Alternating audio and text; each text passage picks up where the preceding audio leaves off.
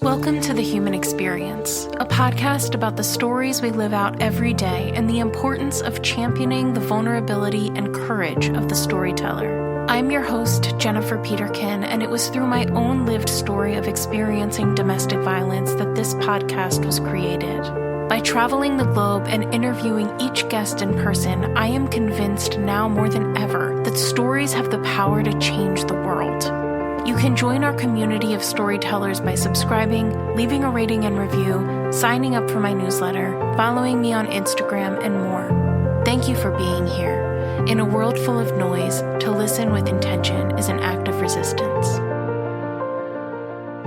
So Matt, thank you for finally being on my show. We did your show a year ago and we recorded it on Zoom, which is fabulous. I love that you're able to connect with people all over through your office, your studio that you built yourself. But now I have the pleasure of sitting across from you at your kitchen table, which is wonderful. I'm so happy to finally meet you in person. So thank you for being on the show.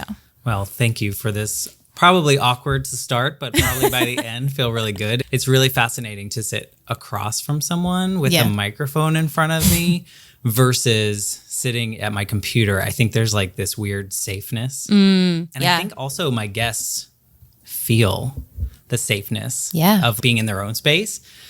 Although I'm in my own house right now, but it's still a little weird at first. It's jarring. Yeah, it's jarring. I'm sitting right here, so we're doing it.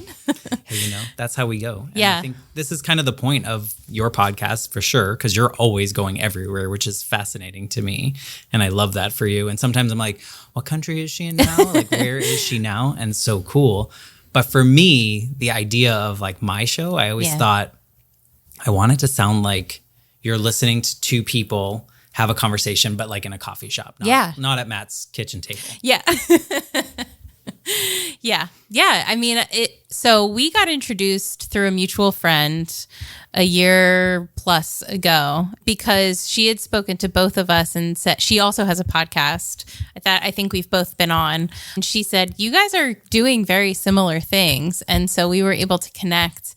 And I loved hearing that because not that it was a lonely experience by any means, but to know that somebody else had the same like line of thinking was a really cool, that I had no connection to, right? Was a really cool thing to find out.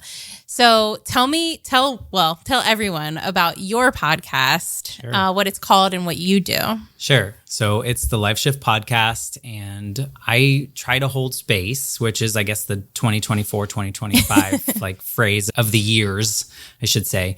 But I talk to people about the pivotal moments in their lives that has changed everything, and fully understanding that people have multiple life shifts throughout their lives. But I try to ask people that want to be on the show, because I haven't had to look for a guest in a while, which is very nice. It is nice. But I try to ask them, like, what's the most pivotal? Like, what do you feel is your line in the sand moment in which from one second to the next, everything was different? Yeah.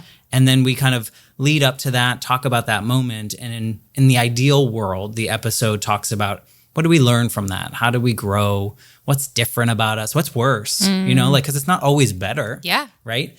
So it's been a really interesting journey, and I'm close to 200 episodes now of just talking to people about topics that I think I wasn't allowed to ask or talk about growing up. Like, I feel like they were all like, you hide that under the rug. Yeah. A lot of the conversations, not all of them.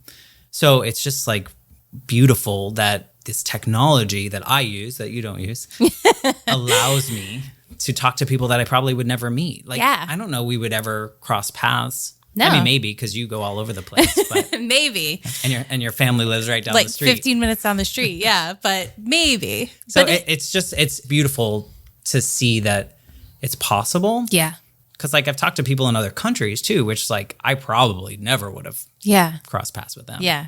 Yeah. I mean, I think it's a beautiful thing that technology has brought. Like, there are some really wonderful things and things that have been ushered in by technology, the allowances or things that we're able to do now because of technology. And it gets a bad rap, and some of it is most definitely deserved, but there's some pretty positive aspects of it as well. And I would say this is one of the biggest, is the ability to connect. Yeah. And it's really human to human as to how you do that, right? Because, one of the pitfalls of technology from, people that naysayers, I guess, is that we've lost connection through technology. But I think that we just haven't necessarily learned to use it in the right way. And you're somebody that's kind of showing the fact that you can connect using technology, and it can be vulnerable and powerful and real and genuine. Yeah. I think you're right. I think there's technology that, like social media and those things, that will kind of disconnect people, because I don't know about you, but sometimes with social media, I feel that I know what's happening in someone's life.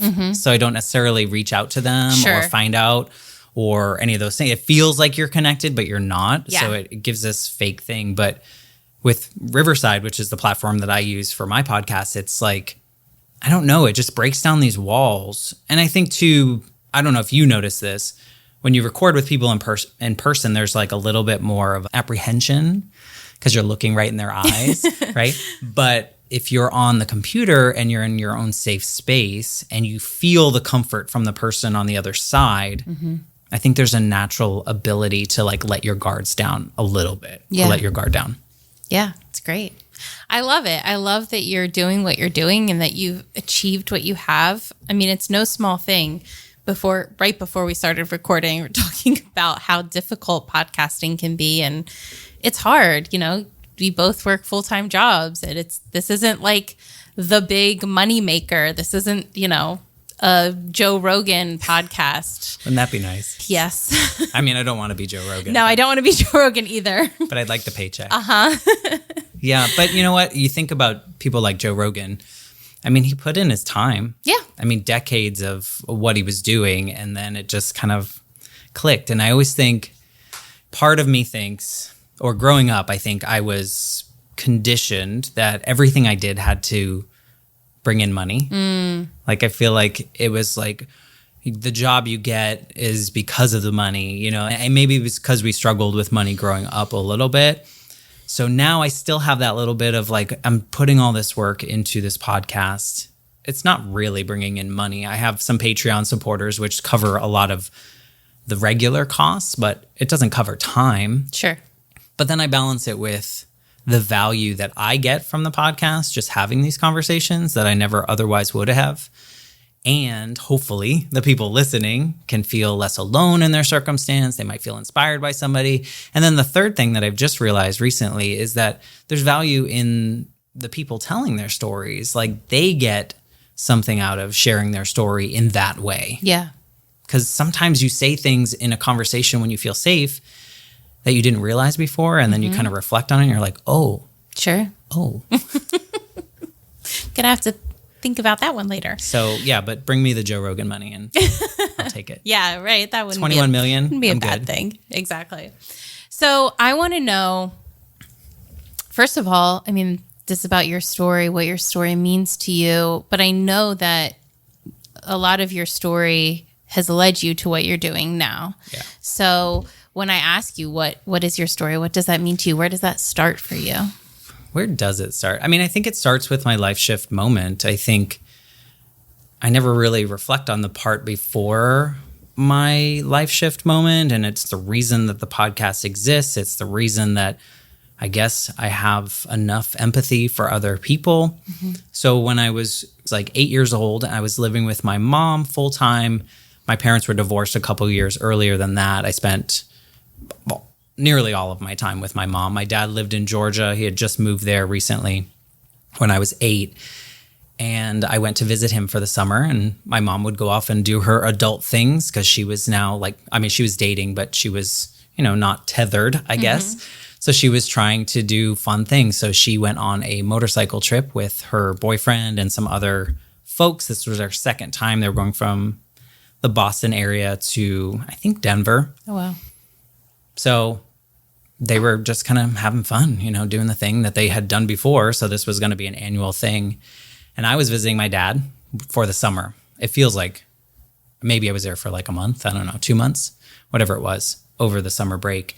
And I remember going to summer camp, and then I remember my dad not picking me up from summer camp one day. And his boss's wife picked me up, which was weird, but like not that weird. I guess you could explain it. And she brought me to my dad's office, which then was weird because that was kind of after school time. And my dad sat me down and he had to tell me that my mom had been killed in a motorcycle accident. And I think at like that moment, I'd kind of define it as this line in the sand moment. I don't know, like I can't really recollect like that moment. But looking back, I know the feeling that we all had was that like my life was not going to be anything that we had imagined for it. There was no possibility of any direction that I was going in, that my parents had dreamed for me, that I maybe had dreamed for myself was ever going to happen, because my dad lived in Georgia. I lived in Massachusetts. It was like everything was going to be different. Like the school was going to be different. My family members around me were not going to be there. Friends, like comfort, all the things that I was used to. And so at that moment, I feel like that's when like that sliding doors moment happened in which everything changed. And I think the Life Shift podcast exists not because of that moment, but because of all the things that came after it. You know, like all the things that I did wrong, that I assume I did wrong, and then the things I did right because of it. And so it all brought me here, which is weird to look back and be like, a silver lining, like here I am being able to do this. But at the same time, it was really that one moment in which my story diverted, I guess, from what we expected it to be to like where it is now. So. Sure. Yeah. Yeah. I mean, that's certainly a life shift for sure. And it's one of those things that not everybody has to contend with that, especially that early in life. But that type of life shift is extremely dramatic and traumatic.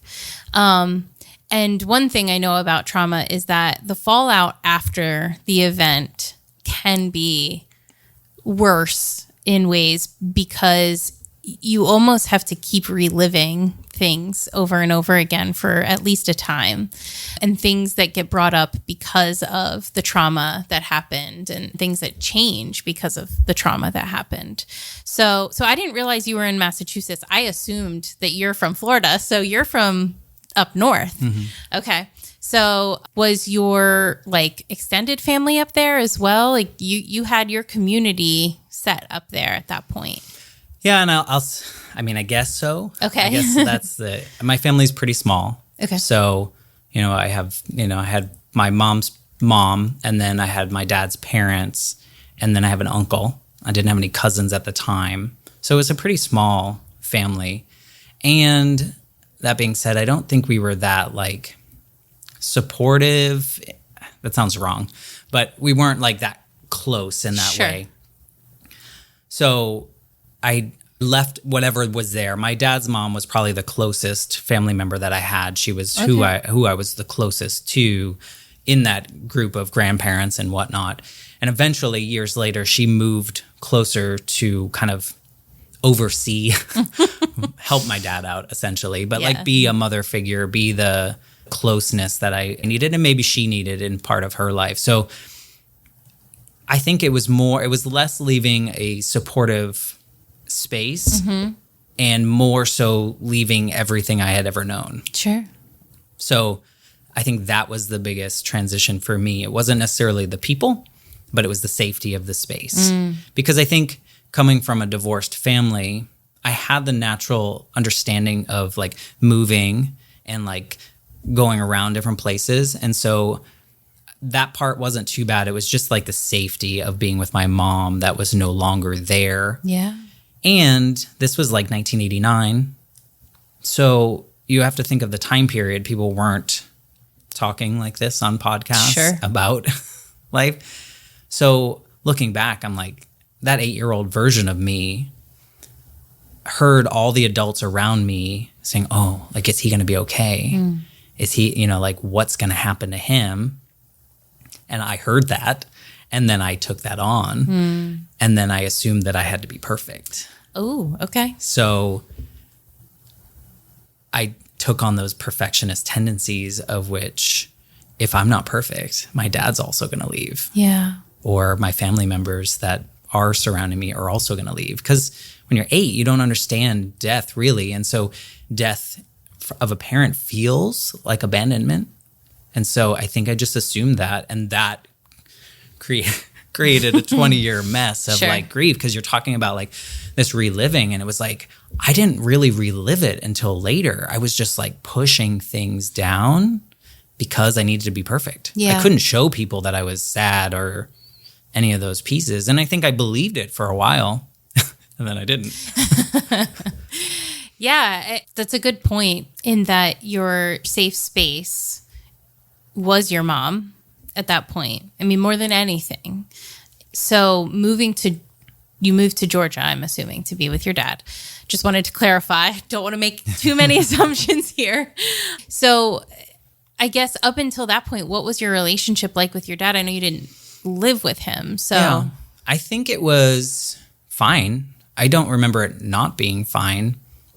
He wasn't a constant person in my life. I would see him every Wednesday and every other weekend. Okay. So when I would go to my dad's, wherever he lived at the time, it would kind of feel like a vacation in a way. And then Wednesdays we would go to like McDonald's or something, you know? So it was I've heard other people talk about it. I think it's a very standard like 1980s divorce agreement of like the dad gets Wednesdays and every other weekend. Because I talked to a couple other people that had the same thing. And so I think I had a fine relationship with him, but I don't know that I ever felt like, oh, this is like my safe place. Yeah. I wasn't afraid of it. It just wasn't like my comfort, I guess. And so it was, and the vacation was a vacation. Like I was visiting him on vacation, and that's when everything kind of gets screwed up in the timeline. And then all of a sudden I got to come back. And one thing that really like triggered a little more unsafety or not feeling safe is my dad and I, when we went up for like the funeral and the wake and did all that stuff, I lived with my mom. So I went around the house, and my dad's like, you can tag the things that you want to bring back. And he would tag things that I want to bring back, because my mom was 32, so she didn't have like a will necessarily. Like she probably had a life insurance plan from her company that was whatever the baseline is. And so we tagged a bunch of stuff. That was, the movers would take whatever was tagged, and then the rest could go to my mom's mom and deal with whatever. And I think we went back, and my dad gets a call from like a family friend and was like, her mom and brother are selling everything right now, like on the yard. So they sold like nearly everything that we had tagged. And so I don't know if I knew this at the time, but nothing I could bring back. So I really had to start over. It wasn't like I could bring my bunk bed that I always slept in, or I could bring like the things that, so I think that was another jarring thing, is where I moved into this place where everything was also new. Yeah. So it was like, there was nothing around me that felt really comforting. So it was a little weird, and maybe that I reflect on that now more because maybe I didn't know at the time. Sure. Maybe my dad made an excuse because he didn't want the family issues or whatever. But that, I think, just remembering what my bedroom was like when I moved to Georgia, it was like staying in a hotel room, you know, it wasn't anything familiar. Yeah.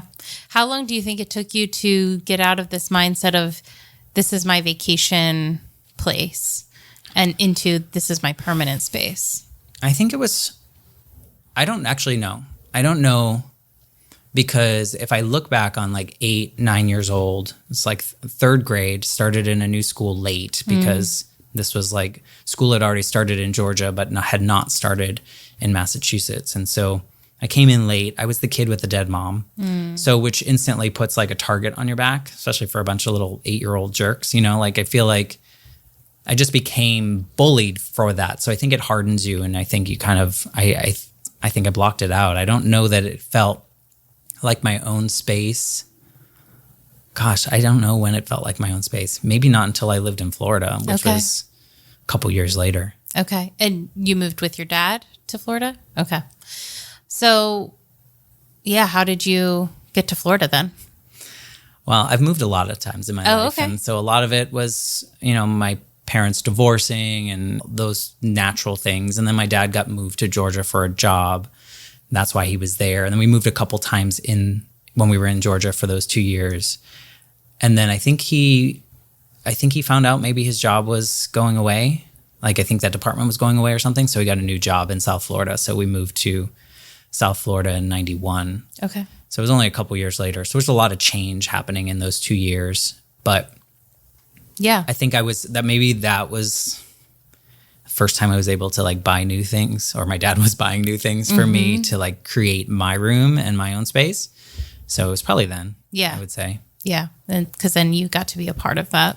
Yeah. But I mean, it was like 10. So it's like, how much decision making can you make within a certain budget? True. Very true.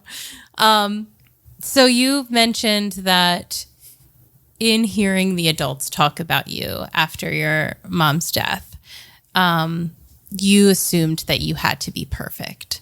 So what do you think drove that process for you, and how did it play out?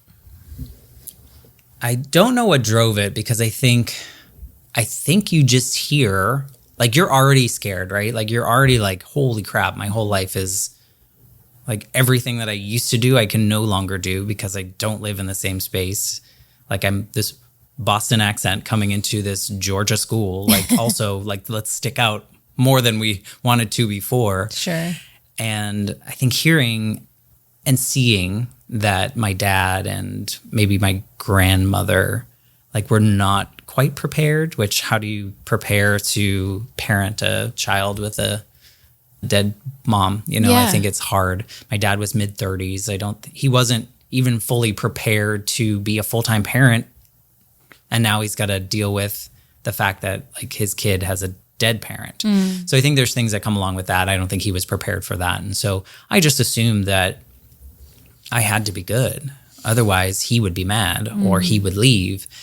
And I think, back to when my mom was still alive, I was like getting detention in school. I was getting like not like C's and B's and C's. Like, I just was like, I was smart, but I didn't care. Yeah. Or I was just over too much energy. I don't know what it was. But as soon as I started third grade, it was like, it had to be an A+. It had to be top of the class. It had to stand out. I had to like join the gifted, or up there it's called the Target program. And I had to get into those things. And it was just this drive to be better and better and better and better. And if I wasn't, then it came with like my own punishments. I don't know if my dad really would have cared at the end of the day, but I know there was expectations of me doing well, because I think for him, if I think about a 30-something-year-old man, other people are probably looking at him to be like, are you going to do a good job? Like, is he going to be okay? So I think he probably took on a lot of pressure, which then naturally would come down to me. So that just snowballs. Yeah. I think if you don't stop it, I was 8, so I assume all these tendencies and they just keep going, and then they don't stop. And until I'm like 30 something and like, okay, nobody cares. Yeah. Yeah. But it's really hard to get rid of it. Even now, like, everything I do at work, I'm like, okay, I have to like intentionally tell myself that this can be work. Yeah. That's really hard. That's a lot to put on yourself. I think I didn't do it on purpose. No, it totally makes sense. And I'm just thinking about, trauma and the layers of trauma. Obviously the first layer is your mom's actual death, but then contending with, like we said before, the fallout of that and what's running through your head and what you feel you have to do to be worthy of just being alive and being taken care of and being a person. And it's not that anybody told you that, right? Nobody expressed that to you. You took that on yourself. But I think it's natural. It's natural for us as humans to kind of shoulder that burden and not know how to express it, especially as a child. Yeah. And everyone around you wants to fix it. Yeah. Because it makes them uncomfortable. Right? Yes. And it's not a bad thing, right? I mean, you don't want other people to be uncomfortable, but I don't think many of us are taught to sit in it. Yes. And so I think my dad probably wanted to make sure I was okay. My grandmother bought me a lot of things because that was kind of the way you do it. Like, that's a kid looks happy when they get new things. So I think, nobody does it on purpose, but you look back and you're like, ooh, yeah, what a mess. Well, at any point during, the immediate, I guess the first few years following, did you have any sort of outlet to process the trauma? I don't think so. Okay. I think maybe when I started school in Georgia, and I don't know this for a fact, I can't really remember. I think I went to like the school counselor. Like, I think it was an obligatory, like a check mark. I think it was like, you're joining the school late. We know it's because of this, so you have to go into this. And I don't think I had ever experienced anything like that before. And so I probably, if it's true, I probably said whatever I thought they expected me to say. Sure. Yes, I'm sad. Yes, I'm okay. Yeah.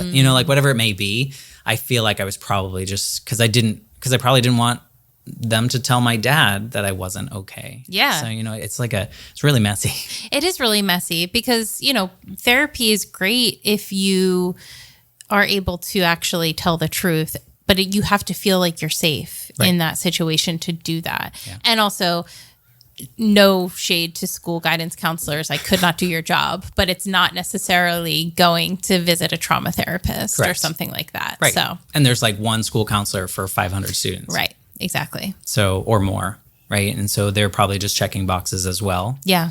For as much as they can do. But it took me 20 years to go to therapy. Okay. Or more, maybe more. And it wasn't triggered by my mom's death. It was triggered by work situations, which were probably perfectionist related. But I had a terrible, not a direct boss, but someone a little higher up. And it was like just making life miserable. And I was like, I got to do something. Like, this is an acute need right now. The other thing, whatever. I've been dealing with that for decades now, right? So, but it was in that journey of finding a therapist, which I'm sure people listening to this podcast know very well, that you don't find the first one is not always the perfect one. Second one is probably not always the perfect one. It took me 5. Wow. Okay. It took me 5. And I was determined to find the right person because as I started that journey, I realized, there's a little bit more than just this work situation to kind of work itself out. And so I would say early 30s was probably the first time that I was able to kind of part with the grief, which was about 16 years after I had my first break. Okay. So like I broke in high school a little bit, let a little bit of the light in, but then that changed. I can tell you about that, but it changed a little bit. And then it was like early 30s in which I found the right therapist. And she was like, she said something that sounded very much like, you realize that everything you've done since that, you've done with that scared 8-year-old brain and like it was like the clouds parted. And I was like, oh, you're right. And that itself has its own grief because you're like, I didn't mean to make all those decisions with that brain, but I did. Yeah. And like, what if I had not done that? Where would I be? Right. Yeah. And that's a really hard road to walk down for sure. Yeah. I call it my failing grief journey, like 20 years of failing grief. Yeah. Paints a picture for sure. Would you have called it grief? Like, no. Before that? Okay. No, because I was kind of, if I look back, a lot of it was pushing down. And then around 16, I was in a class that I didn't want to be in, which was an AP English class that I tried to get my dad to get me out of, and he said no. And he gave me the books that I had to read, Cold Sassy Tree, which I don't want to read that. I don't know why I remember that book. But in any case, I was taking this class, and we had to do a personal narrative. And it was the first time that I was like, I guess I'm going to write my story. And so I wrote my story around like the moment that my mom died. Like, I remember it started with like how many days into the year it was, what year, like down to the minute. And that kind of broke out open my first time I was able to like really talk about it or get it out of my head. And now I know, like, if I look back and the things I've gained from that letting it out moment is now when things are crazy in my head, I'm like, I just need to say them out loud. I just have to say them out loud or write them down. Yeah. And things make more sense on paper. Sure. And that's what I learned from that moment. But that was like my first like breakdown, I would say, at 16. But the reason I don't call it grief is because at that moment I let that out. But then I think I kind of started using it as a crutch. So I think I started using, I did really well in this because my mom's dead. I didn't do well in this because my mom's dead. And it just became this excuse for anything that wasn't like a steady state. And that carried on through my 20s, and along with the perfectionist pieces that like layered in there. So I don't necessarily think I've really realized I was doing all that out of grief. I think I was more just pushing it away or using it in a different way so it didn't feel so heavy. And then at 30, it was like, oh, yeah, that was a mess. But it taught me a lot. Like, I feel like had I not done all that messy thing or messy things along the way, I don't think past that first therapy breakthrough would I have been able to face grief like when my grandmother got sick and died. Like, I feel like I learned so much that made me like a pro griever. Yeah. In a good way. Yeah. Which is weird to say. Grief is a weird thing. And because I think it carries a certain connotation, right, of what it is. When we think of someone who's grieving, we have a picture in our minds of what that's supposed to look like. Major quotes around supposed to. Yeah. But there are so many layers of grief to grief, and it depends on how you heal and what you're walking through, what you're willing to face. And yeah, if you don't touch it for 20 years, it's gonna... Yeah. I wouldn't say that therapy like fixed me. Sure. But it allowed me to be okay with it all. I think there was a lot of shame that came along with it. I think I also had shame of the way that I used it. You know, like, think of high school years when people are jerks and they're like, they tell your mom jokes, and there's a lot of those. And so my retort was always like, she's dead. And it made me feel good to make them feel bad. Because it made me feel bad when they were trying to make me feel bad, you know? Sure. And so, but then when you're looking back on that, you're like, that's not cool at the same time. You know, like, you're like, I understand it was a protection and I understand that, but also you're like, not a great human experience. Sure. But I definitely think, to be fair to you, that is more of an age thing than anything else, because whatever you could say back that's going to get under somebody else's skin is going to be... I just wanted them to feel as bad as I did. Yeah. But it's not a great quality to have. It's not, but it's also very human of you. So, you know, I think being able to look back and recognize things in yourself is a huge marker of growth. And that sounds like a really obvious statement, but being able to recognize the maybe quote unquote harmless things about yourself that you realize are actually bad patterns or bad coping mechanisms, and being able to say, you know what, like, I'm giving myself grace for the fact that that's where I was at the time, and I still love that person, but I'm also going to recognize the fact that it wasn't a great expression of myself. It's not who I want to be. Yeah. Well, you kind of have to own it, right? Like, I feel like it was a decision that I made at the time with the tools that I had at the time. And I didn't have any protection tools besides fight back, you know? And for me, it was fighting back with words, because I wasn't going to go beat someone up, because if you think of that, well, if my dad's disappointed, you know, so I can't get in trouble. So this was my only like safer way to do that. Because what are they going to do? Go tell on me? Right. There's nothing they would get in trouble for being a jerk. Sure. So yeah, you could just have to own it. I mean, maybe you don't, but even now in my 40s, I make mistakes, you know? Oh God, yes. You just have to own it and just be like, well, that wasn't the best decision. Yeah. That wasn't the best approach, but it's just what my brain did. Well, and accountability is the quickest path to moving forward. You know, I think that the longer we beat around that bush, the longer it takes us to grow, move forward, make amends, you know, become a better version of ourselves. So it really is the best tool to getting where you want to be. It's not comfortable. So once again, going back to hating to sit in discomfort and the tension of it, but it is what it is. I'm much better at it now. I mean, I alluded to this, but like after that therapy session, it wasn't one session, but it was a period of time in which I gave her a lot of money. It was worth it. But after that, I realized all the things that I wasn't able to do, obviously before my mom died, because that was sudden, but after, and how to process that. And thinking about, like now at this point in my life, I don't really remember my mom. She's more of a figment. And so what happens there is the grief comes of like what I missed out on. Yeah.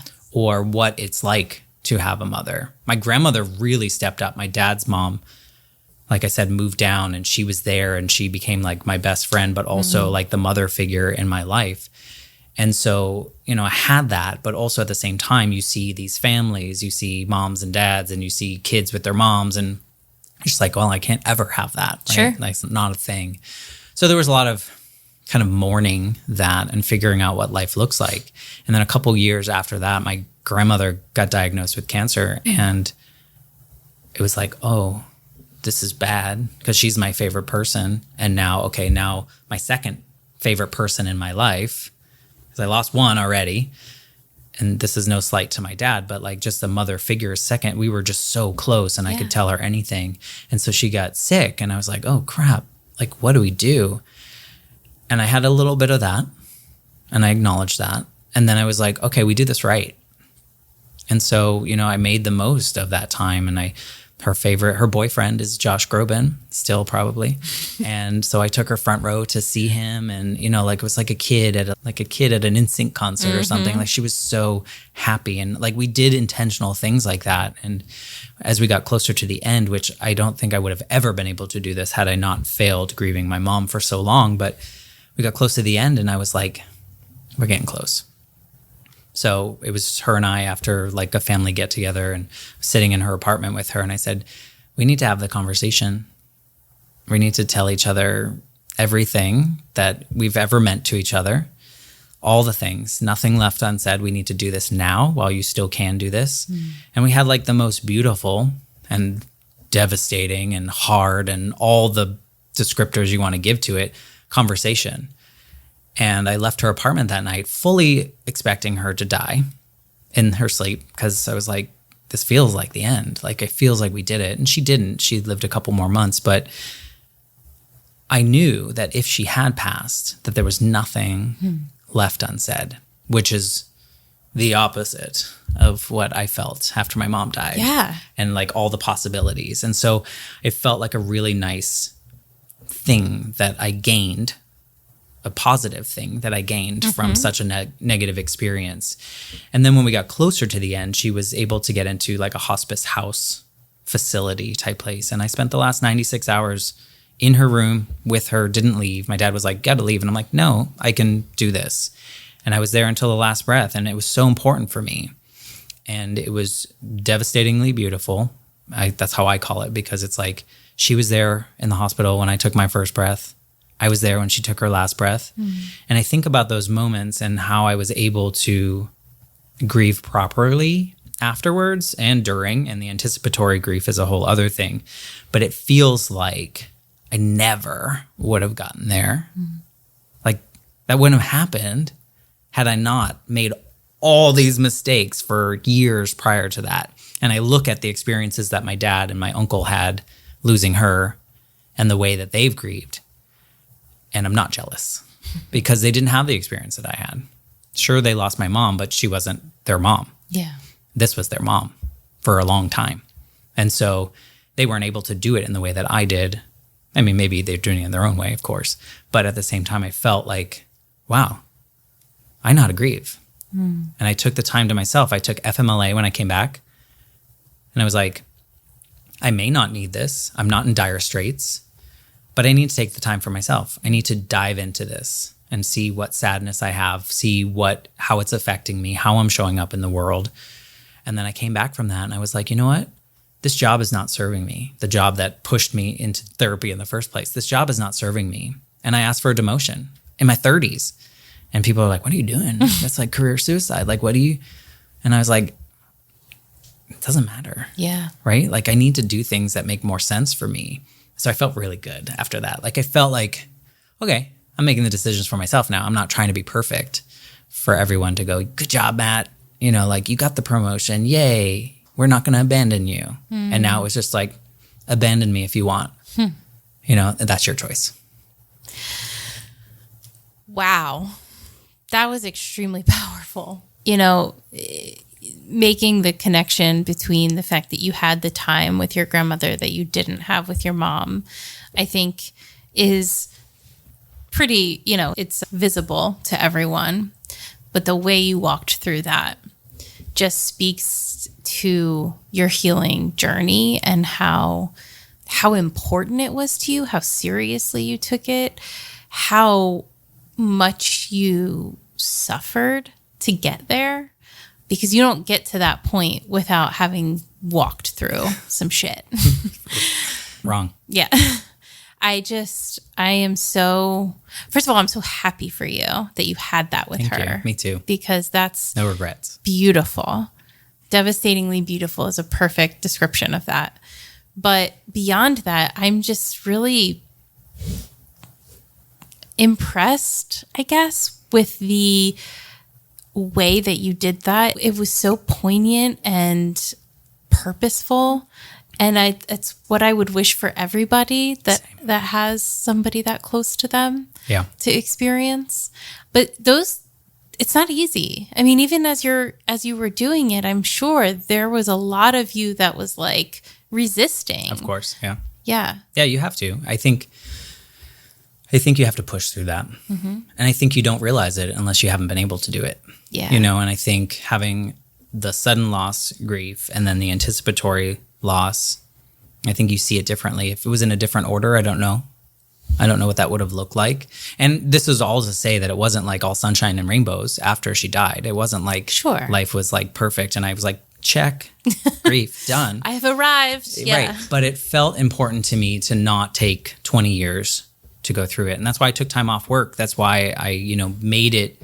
I didn't have any plans during that. Like I just took it off and I was like, I'm going to do whatever I want. And I'm going to let this road take me wherever it goes, because I know that if I resist it, it's still going to be there 10 years from now, taking me down the road that it wants to go, Yeah. So it's like, might as well do it now when I have the tools. And I tell people now, like, if you have even the thought of doing it, just do it. Because how many funerals do you go to where all the good things are said there? Yeah. Like I told her everything that I probably would have said at the funeral, but I didn't have to say it at the funeral. Now in front of people as this performative kind of nature, it was for her, and we got to say whatever, and we got to apologize for the things we did wrong. And like, I don't know. I think it was really important for me. I mean, I remember going home or to my dad's house that night, and it was like, I think I slept till like noon the next day. It was like the most draining type of experience, but do it if you can. Yeah. Even if it's hard. Oh, yeah. But I think that's why we avoid things like that, because it is draining. And so, emotional exhaustion is physical exhaustion as well. And I think that sometimes we put off grief and trauma and heartache and hurt because we think like, it's fine if I don't touch it, then I don't have to go through it. And then I won't have to, feel that exhaustion, feel that hurt. The problem is that it just sits inside your body and it's coming out one way or another. Right? It is coming out. Yeah. But it may be 20 years later before it does. Yeah. The only thing you can hope for is like amnesia at that point. Nobody wants that. But it felt so different. Yeah. And I felt that I noticed it most when my dad would mention something about her and in sadness. And I noticed that I wasn't getting sad from that. I was thinking more about like the happy things. I think maybe the first couple weeks you just remember the hospice and what she was like at the end. Yeah. And it's hard to remember the earlier times. But with that intentional grief, it felt like I could just like just remember the fun things or the bad things, the things that weren't the end. Right. And have those memories and keep them with. But I didn't realize how good is not the right word, but like how great my grief journey was until I was able to see how others that had a similar relationship to her were dealing with their grief. Yeah. Yeah. I mean, I feel for your dad because he didn't walk through the same thing that you did in terms of, like you said, losing his mom and then you lost your grandmother. I think it's generational too. That's true. To give him credit. I think it's generational, and I think there's also something male versus female. If we want to break it down to that, there's something where men in that generation were just taught not to dive into that side. Yeah. Like the traditional man was not supposed to cry. Like as a kid, I assumed that I wasn't supposed to cry. And that was part of like pushing everything down. So I think, to be fair, older men, they just weren't brought up that way, so it was hard for him to go into it. He really leaned into it as much as he could. Yeah. But that's great. Yeah. But yeah, you're right. I mean, and unfortunately, because it's done such a disservice to men that they have felt that they can't express emotions. Yeah. I mean, basically, except for anger, emotions. And happy. You can be both. Yeah. Yeah. Those were the two that I was allowed in my head. Mm-hmm. And that was just modeling from the men around me in my life. And I think it's better, maybe 2025. There's still a lot of toxic people, but I think there are more vocal, like the people I talk to on my podcast. I feel like there are a lot of men that come on and tell their story. And it's in ways that, like, growing up, I would never have heard a guy talk like that. Agreed. I mean, I have a lot more women on my show than I do men, and for no specific reason, but you're on here doing it. And I've had men in the past. I have some men I'm interviewing coming up. So I think it's wonderful. And I applaud and invite that as much as possible because I think it is important. And, it doesn't help when we reinforce those really toxic ideas that men have to present a certain way to be considered masculine or men. Silly. We're all human. I feel like we should have all the things. Right. The full spectrum. Right. Yeah. It's nice to be able to do that now. And I feel that maybe that helps with my podcast is just the ability to have the conversations and not be like pushed away, and I've had some really tough conversations with people and somehow I'm able to be there, and it's really it's just like you just learn to listen because you know what it was like when someone listened to you. Yeah. And it's, I don't know, the grief journey is so fascinating because there is no rule. And I probably should not have compared myself to like my father's grief journey. But what it did is it just showed me where I was comparatively. But that being said, like I felt like a pro griever. And then I experienced last year, like my first new version of loss with my dog. And when he was getting sick, I was going into it like, oh, he wasn't sick. When he was getting old and showing signs or whatever, I was like, I got this. Like, I know how to grieve. And then when he died, it was like a slap in the face. It was like, oh, you don't. You don't know how to grieve this. And so that's been a journey. Like it's been almost a year now and I'm still struggling and that's okay. Yeah. For me. But it's fascinating also at the same time because you're like, I lost my mom. Like that's hard. I lost my grandmother who was like my second mom. That's hard. I just didn't expect that this little dog that I had for 14 years would be even harder in some ways. And maybe it's because he was like my shadow. Like he spent every moment of from 28 to 40 something with me by my side. Then we had the pandemic. So he was definitely by my side for even more of it. And so that's been a journey too. And that's something people don't talk about. Yeah. And even so much so that when I was deep in a mess of that, I went back to people in my life and apologized to them for somewhat dismissing their losses when a pet had died in their life. because I don't think I realized it, like how hard it is. Yeah. So that has been a learning journey of like, oh, okay, grief is not the same for different types of loss, even in your own body. You know, like I couldn't approach this like I did when I lost my grandmother. Yeah. It was just a whole other beast. It is very interesting. And I know that you've been walking through this for a while now, and all of your tributes are beautiful. Yeah. I have my own dog that I know I'm going to be shattered when he's gone. There's just a bond there that's unlike anything else. And I think, you know, there are few other beings on earth that offer you unconditional love and loyalty, who possess an innocence about them, right? I mean, there is literally nothing bad to say about them. There's no like complicated feelings about them, right? So, you know, I can't speak to how you're feeling at all because I haven't had to walk through that, but I can try to empathize with what I think it means. I can't even explain it. Yeah. It has been so confusing to me, mainly because I was like, I should be able to do this and I can't. And so, you know, I started back in therapy and I think it's important. And it was like, I just need it.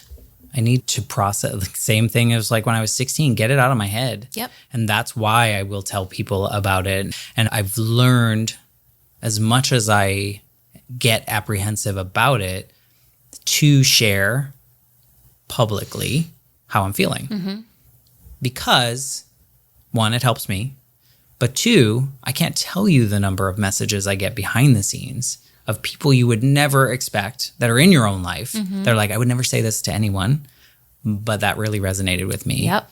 And so many people are like hiding behind because they're afraid of what others might think, or they weren't, you know, it's not safe for them to share it. And so I think it's important, like with your podcast and my podcast, is that we just keep putting out these stories, even if they're uncomfortable, even if they're sad, even if they're super positive, like whatever it is, there's someone out there that's like, am I the only one that feels like this? Sure. Because, I mean, I'll tell you, when I was a teenager, I convinced myself that my mom was in witness protection.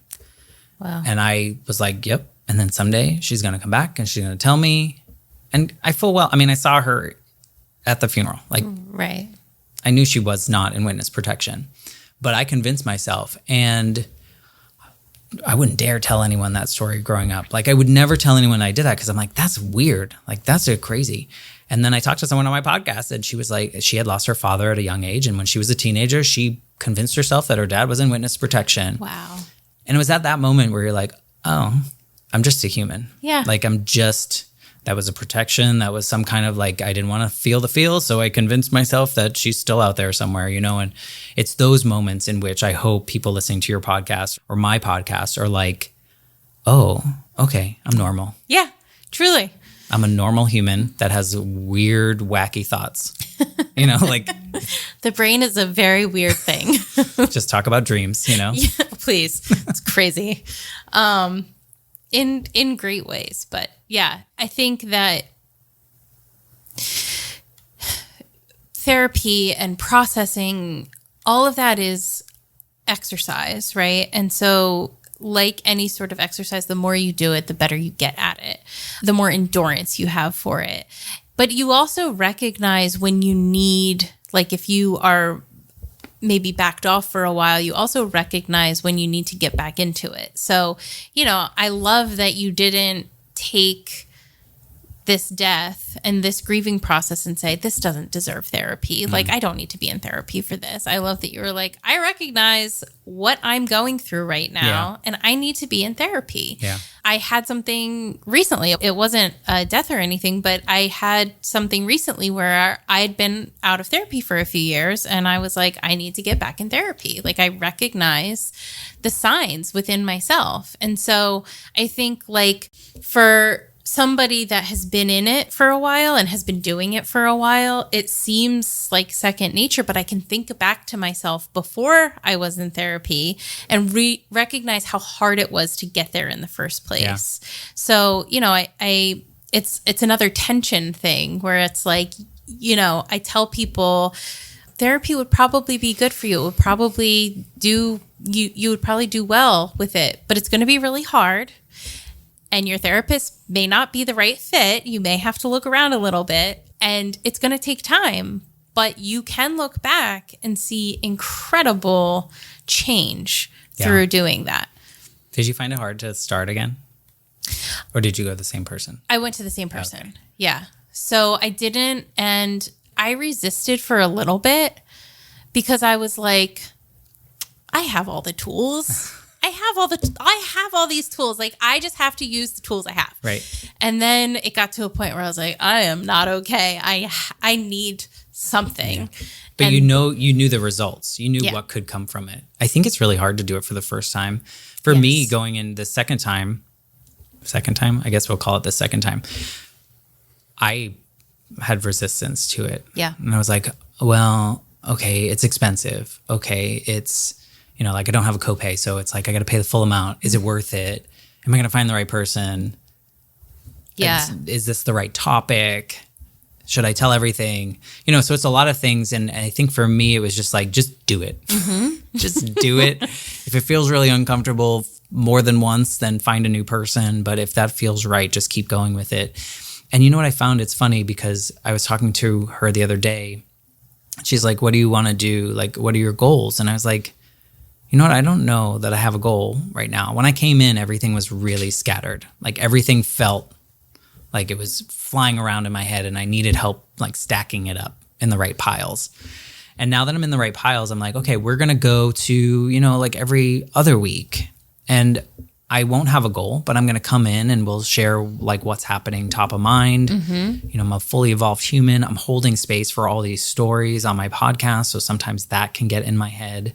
So, like I'm not just like, okay, I feel good now, done. Sure. But I'm like, kind of like, I don't need to come every week because it's expensive, but also like I have the tools in between, and then I can come to you when I need these things. And so that was an interesting process because I found myself when she said that, I was like, oh crap, do I need to make up some goals right now? And I was like, nope, I'm just going to tell her what it is. Like right now, I don't feel like I need your help fixing anything. Yeah. I just need your help when I need it. Yeah. Maintenance. Which was weird because my brain automatically goes to, you said, what are your goals? I got to come up with some goals. I know. Like some smart goals, right? Yeah. Like I got to make them specific and measurable. Yeah. But no, I think it's important to have that neutral third party that maybe has other tools. Yeah. Because like the regular tools for me losing Mikey didn't work. Mm-hmm. So it's like, oh crap, I need different tools. Yes. Yeah. So that's a big I don't thing. know if I have them yet, but that's okay. It's a journey. I hate that phrase, but I said it. So there we go. It is a journey. It is a journey. It's just a really like overused phrase, I think. Anyway. So it's holding space. It is, but I do love that too. It makes sense. Yeah. It does. It does paint a picture. So, yeah, I mean, I think one of the things is that talk therapy doesn't work for everybody, and that's okay.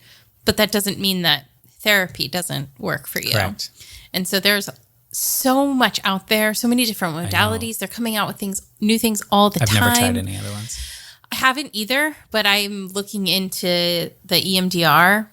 I've heard a lot of good things about that. Yeah, me too. But I feel like my type A brain wouldn't play. Really? Yeah. I feel like, am I doing it right? Is it right? Like I feel like I would. Give me a grade. Yeah. It's like meditation. Yeah. Yeah. I'm like, am I doing it right? Yeah. But even that, I mean, that can be a form of therapy too. Well, yeah. No, so, and I'm sure you talk to people about this on your podcast, like all the different therapies people have tried, from like tapping to EMDR to like psilocybin or however you say it. Like all these different things, ketamine. Yeah. Like you're just like, wow. Yeah. There's a lot of things people are trying. I'm not quite there yet, but I don't know that I need it. Well, yeah. I mean, for me, talk therapy has worked. Yeah. So that's great. Yeah. For you, it's worked. So wonderful. Yeah. But I'm a trauma dump. Right. I am a verbal processor as well. It's probably why we have podcasts. Probably. Well, so what inspired you then to actually start the podcast, to put that into action? Well, this worked out in my favor. Okay. Because during the pandemic, I was really bored. So I got a second master's degree. Of course. And so like who doesn't? As one does. Yeah. And this time, because the first time when I got my MBA, I was like 22. I was still in the mindset of like, I need to do this to impress people. So I'm going to pick the easiest thing. I'm going to do it. And I'm going to graduate and people are going to be like, wow, you got your MBA at 23 or whatever. And I'm like, okay, great. So I just chose an MBA, 1, because it was free, 2, because it was easy at the time for me.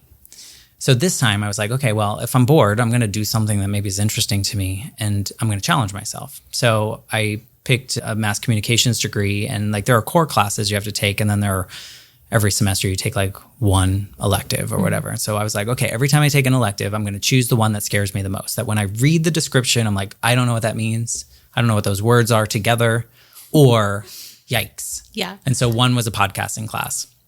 And I was like, what am I going to do? Like, what am I going to do? And so the first thing that came to mind was like, okay, let's have a podcast about grief. That'd be fun because I like to drama dump. But it wouldn't be fun. I feel like it would be really heavy all the time and really sad all the time. And if you're just talking about grief, it's not really, you're not like, what are you learning from it?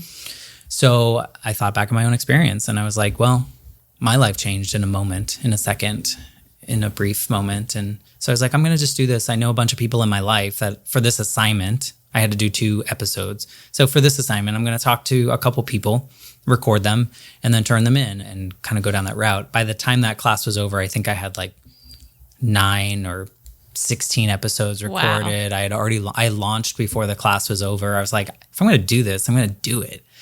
And here I am, close to 200 episodes, like full episodes of people's real stories. And I would not dare go back and listen to the first couple episodes. But at the same time, maybe I would see how much I've learned to listen. I think that's the biggest, you probably see this, the biggest part about your podcast is when you're not talking.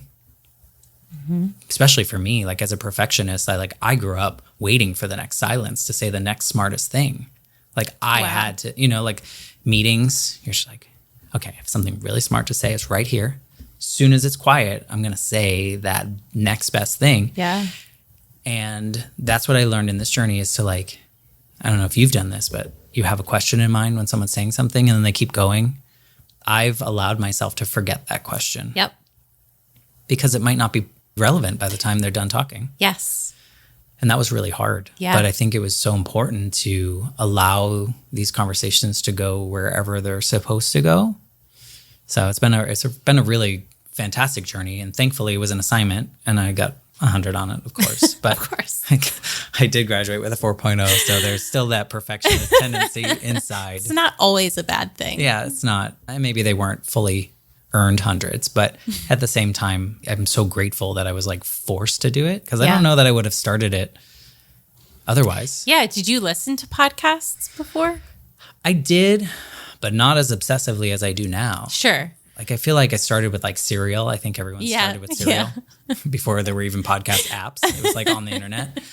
And then I started listening to them, but I don't think I listened to any shows that were like mine. Yeah. I think I listened to different ones that weren't like real people stories. Like there were maybe celebrity ones or they were maybe some long drawn out, beautiful true crime story. Beautiful is not the right word, but like I know what you mean. Well said, well written, well researched story. But now I listen to too many. Yeah. Yeah. You can't stop. I love everything that you said because I feel the same way in terms of evolving into how you do this, but it's taught me so much about being able to listen. And I do think, one of the things that I say in my intro is that active listening is a form of resistance because I do think we're conditioned to just be like ready to say the next thing, even if we don't know what we're even talking about. We're just saying something to fill the space, to fill the air. And some guests email, and I'm sure you've had this too, and they're like, all right, like, what are you going to ask me? What's the list of questions? And I'm like, I don't have a list of questions for you, and I'd rather not give you one. If you really want me to come up with one because you're uncomfortable, like I can come up with something, but we may not hit all of them because this is totally going to be how you decide this interview goes. So, like it's really interesting how people kind of approach this as well. And having done this for a couple of years, you've got several more years on me. It's an interesting process to kind of allow yourself to say, you know what, that probably wasn't going to be the game-changing question that I thought it was. Maybe I should just keep my mouth shut for a few more minutes and let's see where this goes. Yeah. Yeah, it's something. It's important. I think a lot of people want that comfort, right? I think they want to know where it's going to go. Are they going to be buttoned up? Are they going to hit all their bullet points? Yeah. And so that's been my biggest challenge to people because I get a lot of pitches. Not all of them are great. And if you're listening and you pitch people, please listen to the podcast before you pitch them. Yes. I think it's important there. But my challenge is always I'll have people that are conditioned to go on other podcasts and sell something or teach the audience something. And our podcasts are not about teaching in the literal sense, right? I think you might be taught something by listening to someone's story, but that is your decision of the learning that you're getting from it because they're just telling their story. And so I come in, I'm like, I hate to tell you this, but I didn't do any research. All I know is what's on the form. Yep. And it's a short form. Like I don't want to know a lot because I know me. And I know that if I knew your life story, I would take us down the lane of your life story. I wouldn't ask the questions that maybe I wasn't allowed to ask as a kid. I wouldn't push on this button because I was told, well, you don't go against what someone says because that's what they said. You don't contradict this. You don't. So I feel really good in that, but that is a challenge. It's like, cause some people come in, they're like, what? You hadn't read my book or you didn't do this? And I'm like, no, I didn't. Nope. I will after. Yeah. And I'm happy to do that. But right now I really want to have a human conversation with no guardrails.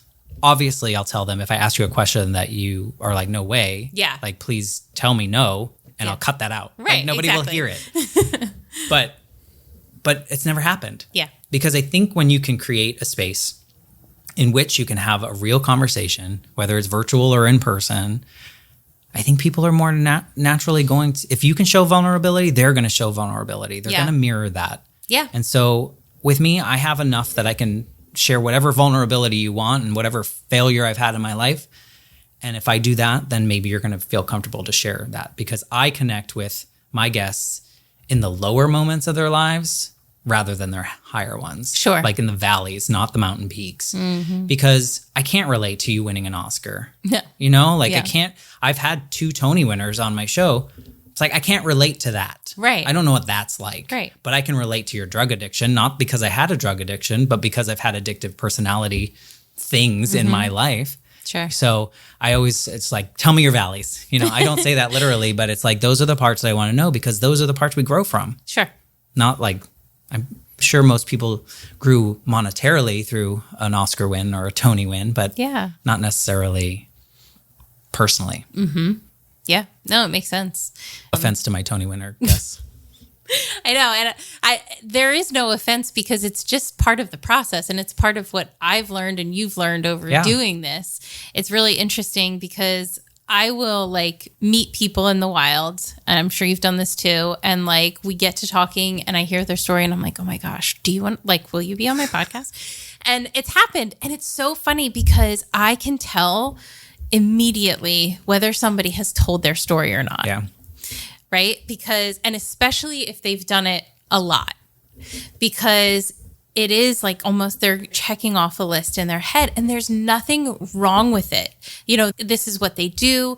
They've had to kind of get to this place because a lot of shows aren't looking for what we're looking for. And so you have to kind of be succinct and hit certain points and whatever. And then I'll have somebody on who has never had a microphone in front of their face and they start completely nervous, but by the end you have this incredible story that's super raw and by no means perfect, but it is really interesting. And that's not to say that the other isn't interesting, but it is a funny, I guess, anecdote to say that you can tell when somebody has never shared their story before and what that means to them versus somebody that has curated a story of their life. Yeah. And I think when you curate it, you don't curate the messy parts as much. Sure. So that's up to us to like push on that button. And sometimes you get it. You get the, oh, I've never really thought about that before. And you're like, yes. Let's go there, because that's the part. Yeah.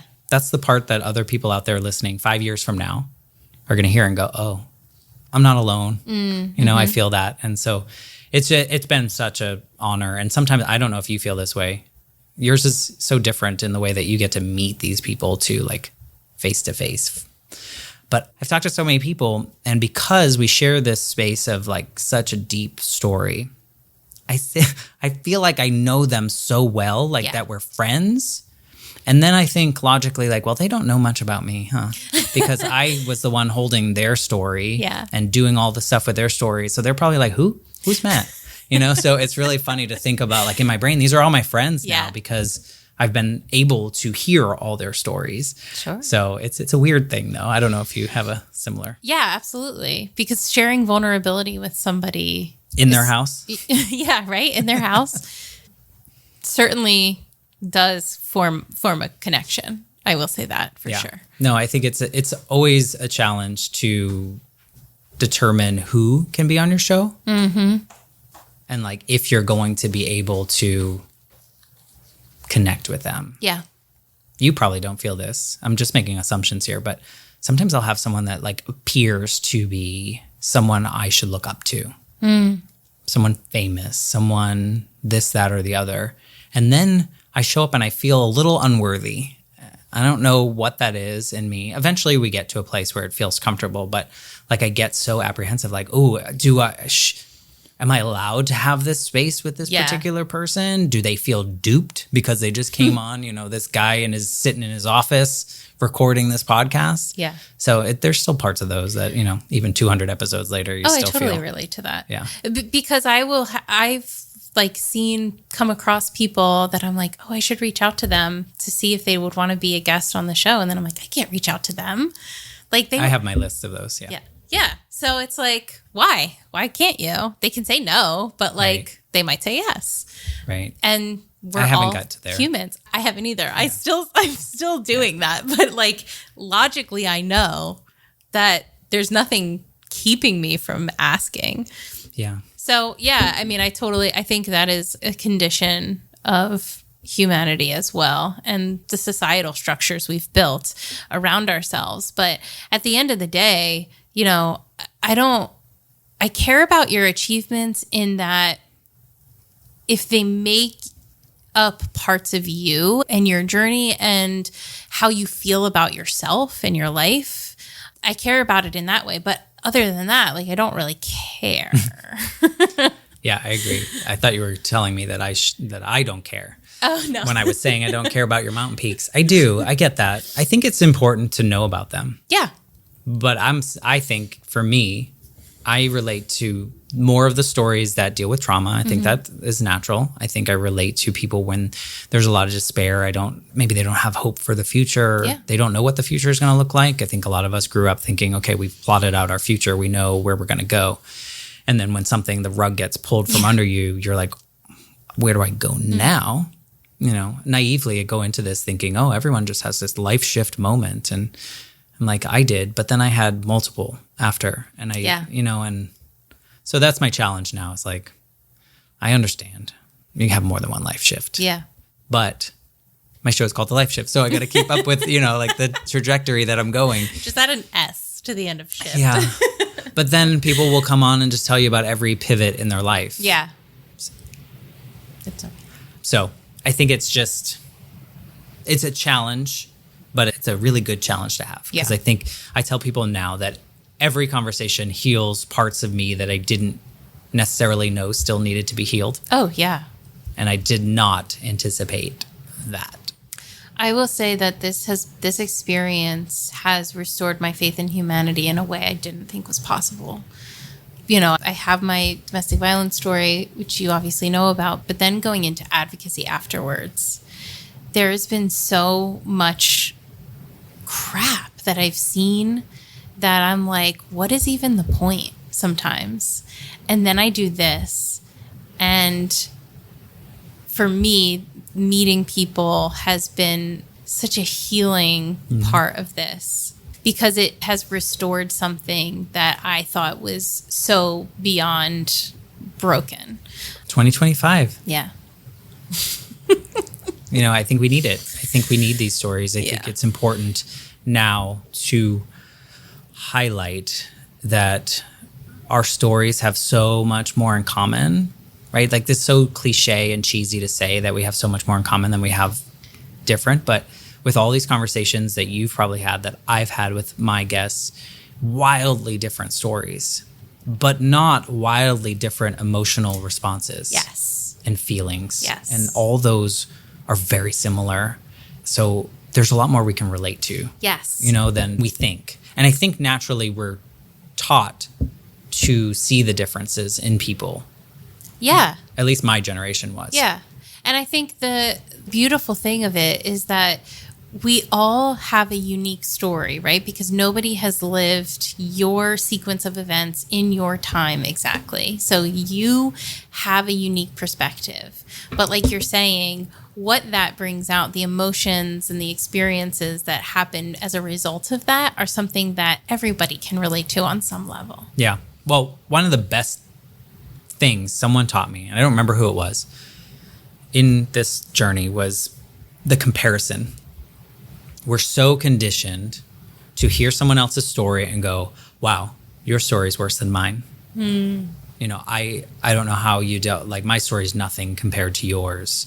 And someone was like, you realize that the worst moment you've experienced is equal to the worst moment someone else has experienced, because it's both the worst moments you've ever had. Yeah. And I was like, oh, you're right. So we got to get rid of the comparison game. I think sometimes we hear. That's so profound. Right? And you're just like, oh, yeah. I mean, losing my mom as a kid, that was the worst experience I had ever had. Mm-hmm. Someone else in their diagnosis, or they were part of a crime of some sort, worst experience they've ever had. Mm-hmm. The feelings we had in those moments were probably very similar. Yeah. So that was really like, oh, you're right. You win. I was like, I will not compare. Concede, yes. Yes. All right. Well, I have one question that I ask everybody at the end of each episode, which is, through the lens of your experiences, what does compassion mean to you? I think I've learned the most compassion in this project. And I think it's listening. Because for so long, I wasn't able to share my story and people hear like how I was really feeling.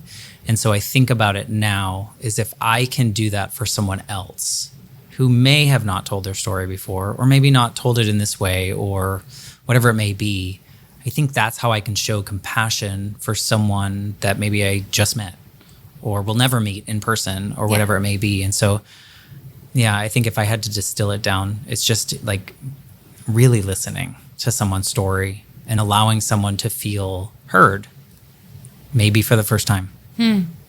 Yeah, absolutely. I agree. It takes practice, but it's worth.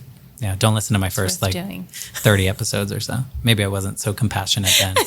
But I think now you notice that the more you listen, the more you grow, the more you start to reflect on your moments in different ways with another layer that has been afforded to you because you listened. Yeah. The old version of Matt would have probably not heard half of what you said.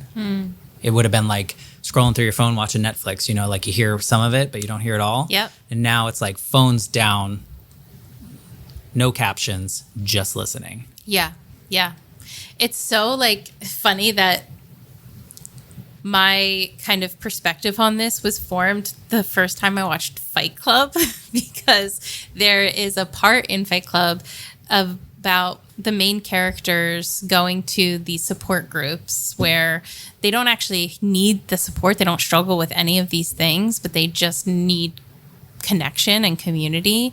And they're having a conversation about, why they go. And that one of them says that, it's because people here actually listen instead of waiting for their turn to speak.